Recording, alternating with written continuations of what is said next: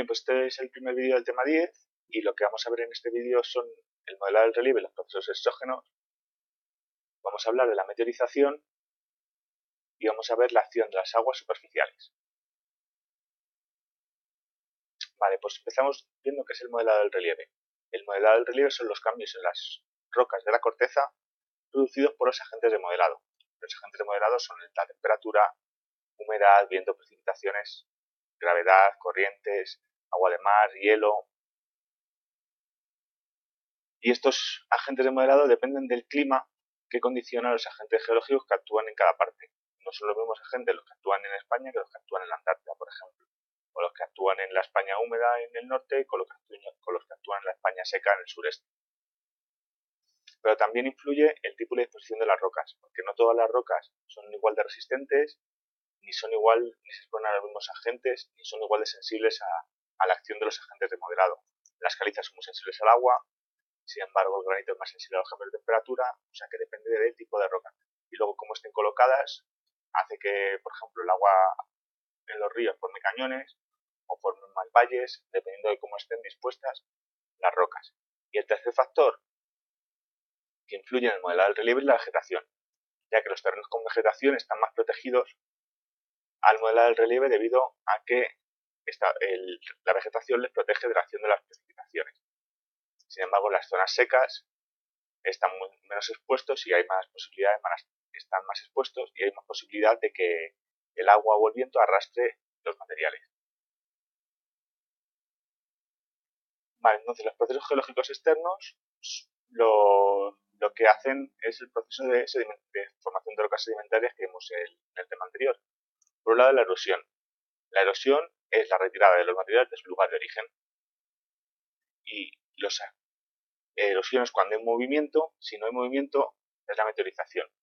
Y esos son los fragmentos, la meteorización produce unos fragmentos que son arrancados de la roca madre. ¿Vale? Y esto produce un desgaste progresivo que deja al descubierto zonas antiguas en zonas profundas. Luego tenemos el transporte, que es que los agentes geológicos desplazan los materiales erosionados. Y los fragmentos, como viene a decir la gravedad, van siempre de zonas altas a zonas bajas. ¿Vale? Aunque aquí vemos un ejemplo con el viento que puede llegar a levantar un poquito los materiales, en general, sobre todo el agua, va hacia zonas más bajas. Y luego tenemos el tercer proceso, que es la sedimentación, que es el depósito y la acumulación de los materiales, de los fragmentos transportados. Y en las zonas como los fondos marinos, las zonas de costa o los lechos y los márgenes de los ríos, se produce la sedimentación. Claro. Para este mismo dibujo lo tenéis en el libro.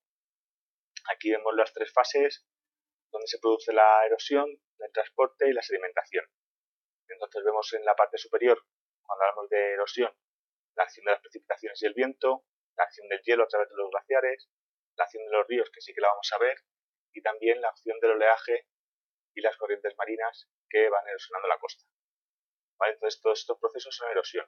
Por un lado producen fragmentación, es decir, rompen la roca, y por otro lado la desplazan de su lugar original. Luego el transporte, que lo pueden realizar aguas subterráneas, glaciares, viento, no hay ninguna zona que se vea bien el viento, y las corrientes de agua. Y por último, la sedimentación. En las zonas de aguas subterráneas también se pueden producir sedimentación, pero principalmente las fuentes de sedimentación son los fondos marinos y los márgenes de los ríos y los lagos, que no están representados, pero que también son importantes. ¿Vale? Acción erosiva, cómo se produce el transporte y dónde se produce la sedimentación. La meteorización. ¿Qué es la meteorización? Pues es el conjunto de procesos debido a agentes atmosféricos y a los seres vivos que producen la rotura y la degradación de las rocas. Es decir, es los diferentes procesos que hacen que la roca se fragmente en piezas, en cachos más pequeños. Y puede ser mecánica, química o biológica. En la mecánica se fragmentan las rocas sin alterar la composición química. Vamos a ver la termoclastia y la gelifracción. La gelifracción es que el agua penetra en las grietas que están presentes en las rocas y al bajar la temperatura se congelan y al congelarse aumenta su volumen. Entonces hacen las grietas más grandes y fracturan la roca. Y una vez que ya se ha movido, hemos pasado de meteorización a erosión. ¿Vale? Pero se ve bien el proceso. Agua que penetra las grietas, se congela y aumenta su volumen. Eso hace que las grietas sean más potentes y la roca se fractura en piezas. Otro proceso es la termoclastia. ¿Vale? El sol calienta la roca y eso hace que se dilate. ¿Vale? Las cosas calientes tienen menos densidad porque se dilatan. Entonces, cuando la temperatura baja de repente, la roca se fractura. ¿Vale? En cuanto a la meteorización química, la roca lo que le sucede es que cambia su composición química. Se disgrega por reacciones químicas que alteran los minerales de la roca. Y la acción biológica es la acción que desarrollamos los seres vivos. En la naturaleza la más importante son las raíces y las plantas, pero también tenemos que tener en cuenta lo que hacemos el ser humano para construir ciudades y demás. Entonces, en la acción de los seres vivos, lo que hacen es introducirse las raíces en las grietas y ejercen presión. Eso sería, si no similar a la meteorización mecánica, a la termoclastia con el agua, pues las plantas con las raíces, ¿vale? Y también las plantas, los algas, los hongos, hacen reacciones químicas que alteran la roca. La diferencia de la meteorización biológica es que el resultado son lo que se llaman mantos de alteración, que con el tiempo forman los suelos, y los suelos son fundamentales para el equilibrio de los ecosistemas y de la vida. ¿Vale? Entonces, los seres vivos, digamos que tienen una parte mecánica y una parte química, pero lo interesante es que el resultado que dejan son mantos de alteración que con el tiempo derivarán en suelo. ¿Vale? Aquí un ejemplo de una raíz entrando como las plantas parece que se agarran a cualquier cosa. Bueno, y vamos a hablar de las aguas superficiales. ¿Qué se incluyen dentro de las aguas superficiales o de escorrentía? Pues las aguas salvajes, los torrentes y los ríos. Se llaman superficiales o de escorrentía porque circulan por la superficie terrestre y lo que es importante que tengáis claro, al moverse tienen energía cinética. Y la energía cinética depende de la velocidad a la que va el agua y de la masa de agua que se mueve. Entonces la velocidad es mayor cuanto mayor es la pendiente y la masa depende del caudal. Cuanta más cantidad de agua se mueve por el cauce, más energía tendrá ese cauce. Y la energía cinética lo que permite es que se realice la erosión, el transporte y la sedimentación. ¿Vale? Está relacionada con los tres procesos de modelado del relieve. ¿Vale? Estos datos generales sobre las aguas superficiales, vamos a ir viéndolas una por uno. Las aguas salvajes o de arroyada son las que proceden de lluvia de deshielo y que circulan por pendientes sin cauce fijo. Es decir, el agua va pues buenamente por donde le viene el aire. ¿Y estas qué cualidad tienen? Pues que erosionan intensamente el terreno, sobre todo cuando las pendientes son pronunciadas y no hay vegetación. ¿Vale? Como veis en este dibujo, si hay vegetación, más agua pasará a ser subterránea. Sin embargo, cuando no hay vegetación, el agua va más en la superficie, arrastra más materiales, ¿vale? Y se produce mayor depósito de sedimentos. O sea que, por ejemplo, en el río Henares los sotos son muy importantes porque facilitan que se mantenga el relieve y no se erosione tanto. Sin embargo, si quitáramos la vegetación de los sotos, se produciría un desgaste mayor del terreno que puede tener consecuencias como alterar el cauce del río o colapsarlo de depósitos y que tenga mucha turbidez. ¿Vale? Vamos a seguir con las aguas de arroyada. Aquí vemos un dibujo de lo que sería una zona donde predomina la erosión, el modelado del relieve por aguas de arroyada, y los principales efectos son que se forman surcos en el suelo que se van haciendo cada vez más profundos y dan lugar a barrancos. Esto pasa cuando los materiales son débiles. Bueno, aquí podéis ver el agua va profundizando y cada vez que llueve se lleva material y va haciendo esto cada vez un barranco más profundo. Donde las zonas son más resistentes se producen cárcavas, ¿vale? Que son donde los surcos dejan crestas sin erosionar. Ahí tenemos cárcavas. y en las zonas que están en las que domina el modelo del relieve por aguas ya arrolladas se denominan badlands, tierras malas, porque no se podían cultivar. Nos hemos traído esa palabra en inglés. Vale. Otro de los efectos que dejan de los modelados del relieve de las aguas de arrollada son las chimeneas de hadas, y esto se da sobre todo cuando hay terrenos duros. Vamos a ver este enlace que se ve muy bien.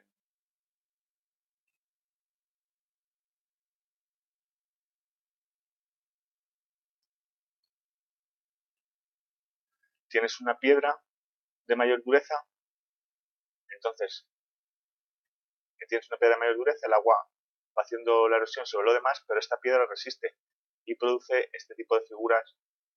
Son muy características también en zonas secas donde las lluvias son torrenciales.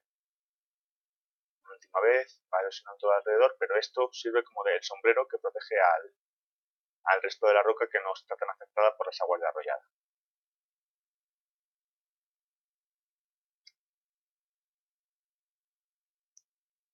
Los torrentes son cursos de agua cortos e irregulares, pero que van por un cauce fijo.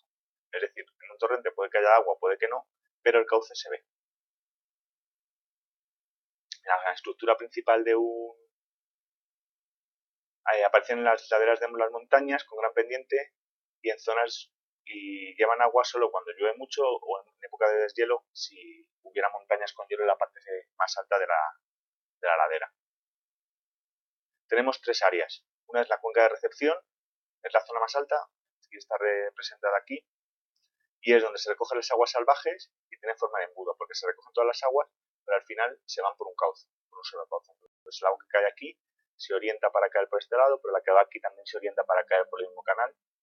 Es decir, que toda el agua que cae en la cuenca de recepción baja por el mismo canal de desagüe. El canal de desagüe, que es el cauce por el que transcurre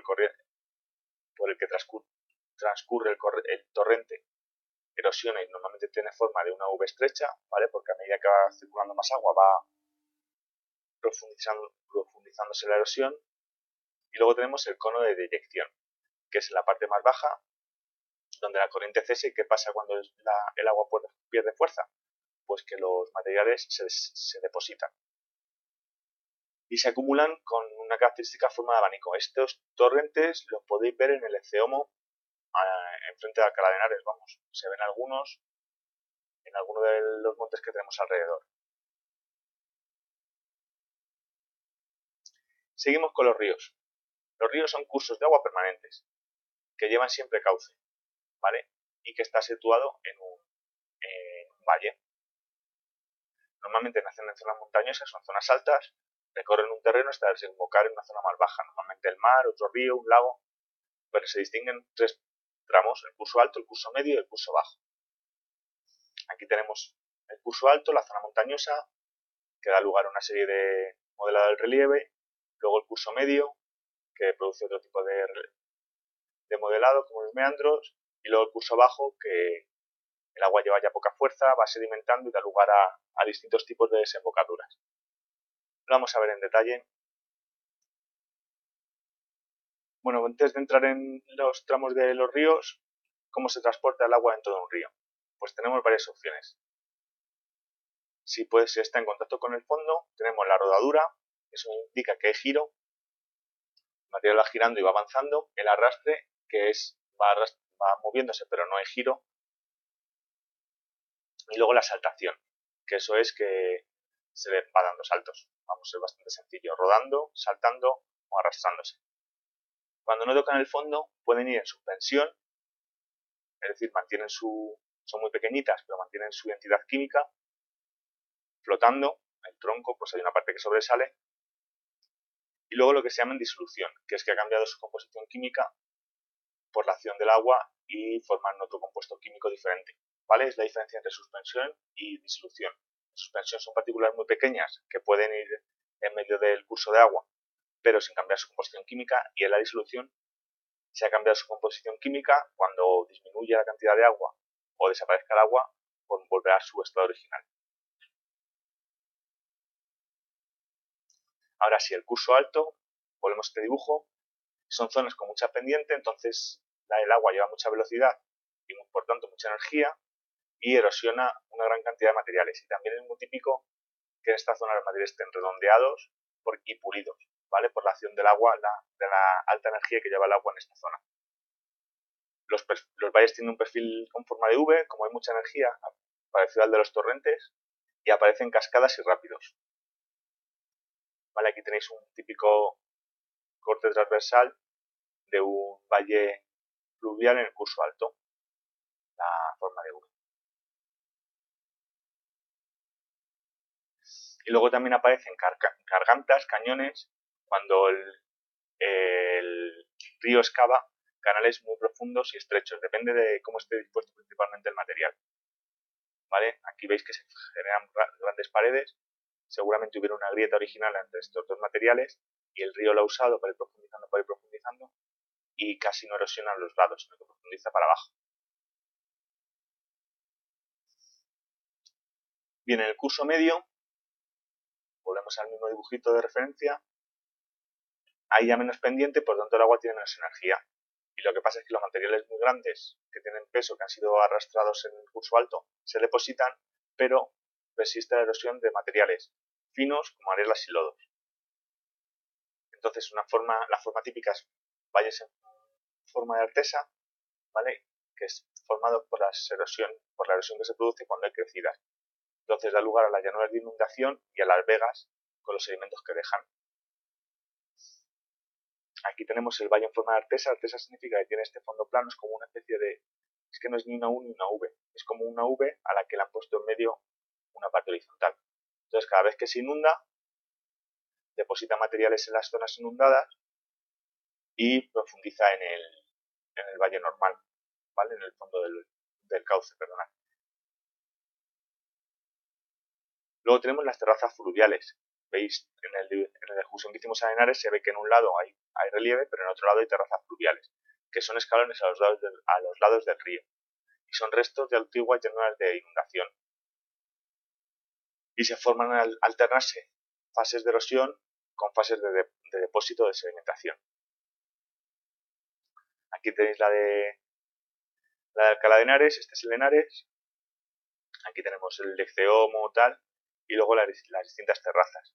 ¿Vale? Entonces el río en algún momento pasó por aquí, dejó esta llanura de inundación, luego se desplazó hacia aquí, dejó esta llanura de inundación, en el futuro seguirá comiéndose las montañas y dejará aquí otra terraza, y así hasta que cambie el cauce del río o deje de llover y no haya más ríos. En fin, veis que son escalones que hay a los lados del río que se forman por alternancia de periodos de depósito y de erosión. Y luego tenemos los meandros, que son curvas que hace el río en los terrenos llanos buscando zonas con más pendiente. Los ríos son, aunque cerca de las ciudades los tenemos, entre comillas, domesticados, van cambiando de curso, ¿vale? Y eso da lugar a las terrazas, pero también a los meandros. Esto puede ser un río, en 300 años cambia su cauce, ¿vale? Deja aquí un meandro abandonado y hace otro que es más profundo. O sea que los ríos son algo que va variando con el tiempo. Y luego tenemos el curso bajo. Es la zona que ya la pendiente es mínima, entonces no tiene energía para transportar los materiales y se depositan como sedimentos.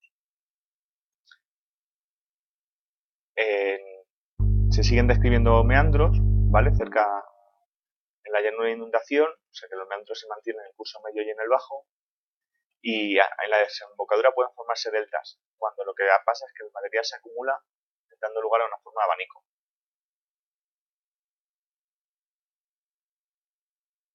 ¿Vale? El delta del Ebro, cómo fue cambiando, los materiales se van acumulando y van formando este abanico de sedimentos que va dejando el Ebro o que iba dejando, porque ya deja poco, que iba dejando el Ebro con el paso de los siglos, desde el siglo IV a la actualidad. Pero aparte de deltas, si las corrientes litorales, es decir, si el agua que procede del mar impide la acumulación de sedimentos, lo que pasa es que la desembocadura del río se ensancha y forma un estuario. O sea, delta es cuando el río deposita y estuario es cuando no le dejan depositar. ¿Vale? Aquí vemos que hay una corriente marina que empuja el agua que viene del continente, donde lo que hace el río es ensancharse. Es muy típico el estuario del Amazonas. ¿Vale? ¿Qué conviene recordar de este tema? Pues, como siempre, un resumencito de lo que hemos visto: los procesos geológicos externos, la erosión, el transporte y la sedimentación, saber definir el concepto de meteorización, diferenciar los 3 tipos de meteorización: mecánica, química y biológica, conocer los principales mecanismos de meteorización mecánica, la gelifracción, acordaros, gélido y hielo, gélido, es un día gélido, mucho frío, por el hielo, que rompen con hielo, o termoclasia, termo de temperatura, y clasia, de romperse. Los diferentes tipos de aguas superficiales, de salvajes, torrentes y ríos, y las formas de relieve generadas por cada uno de los tipos de aguas superficiales. Y esto es todo. Como siempre, cualquier duda, en la próxima sesión de clase las comentamos.